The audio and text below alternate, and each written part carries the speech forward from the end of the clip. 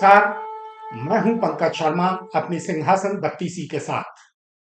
नरेंद्र भाई मोदी को एहसास हो गया है कि विपक्ष का तो जो होगा सो होगा, मगर उनके खुद के बांस तो उल्टे बरेली की तरफ लग गए हैं।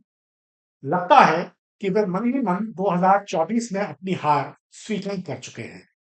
अगर ऐसा न होता तो कोल्हापुरी चप्पलों के लिए मशहूर कोल्हापुर की जनसभा में वे ऐसा क्यों कहते कि इंडिया गठबंधन देश में एक साल में एक प्रधानमंत्री देने का फॉर्मूला लागू करने की योजना बना रहा है, और अगर उसकी सरकार बन गई तो 5 साल में देश को 5 प्रधानमंत्री मिलेंगे। और उनका तो हाल ये है जी, वो ऐसी फॉर्मूला बना रहे हैं, एक साल एक पीएम, ये फॉर्मूला निकालने में लगे हैं। अगर 5 साल मौका मिले तो 5 प्रधानमंत्री।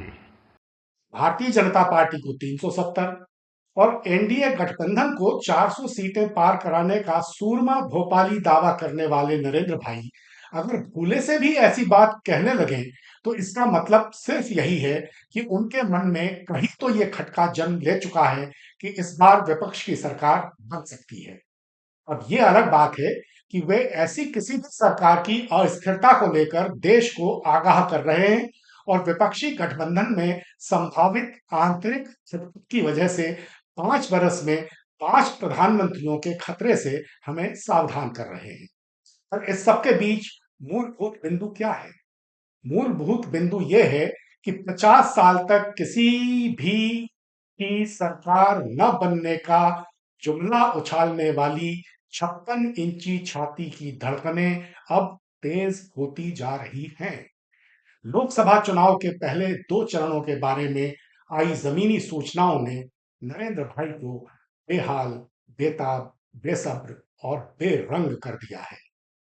अगर ऐसा न होता तो हमारे नरेंद्र भाई इतना क्यों हड़बड़ाते कि अपनी जनसभाओं में आए बाएं शाएं ऐसी बनेटी घुमाते दिखाई देने लगते कि लोग उनके अब तक के पराक्रम पर, अब तक के आत्मविश्वास पर, अब तक की दृढ़ता पर तरस खाने लगे।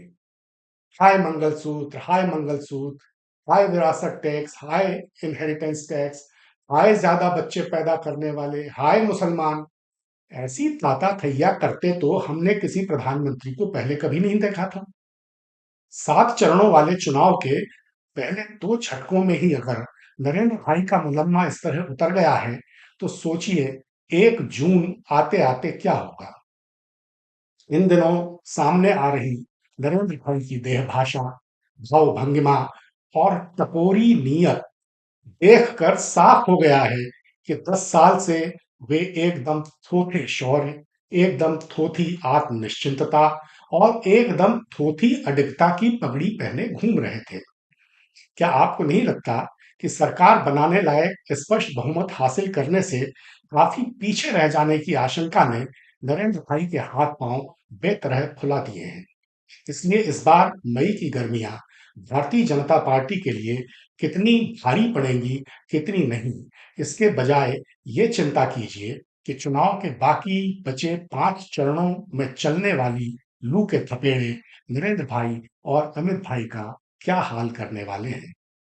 सिंहासन बत्तीसी के कल के अंक में मैं आपको बताऊंगा कि इस बार के चुनाव में नरेंद्र भाई और अमित भाई को लेकर खुद भारतीय जनता पार्टी की सोच क्या दिखाई दे रही है। तब तक के लिए नमस्कार।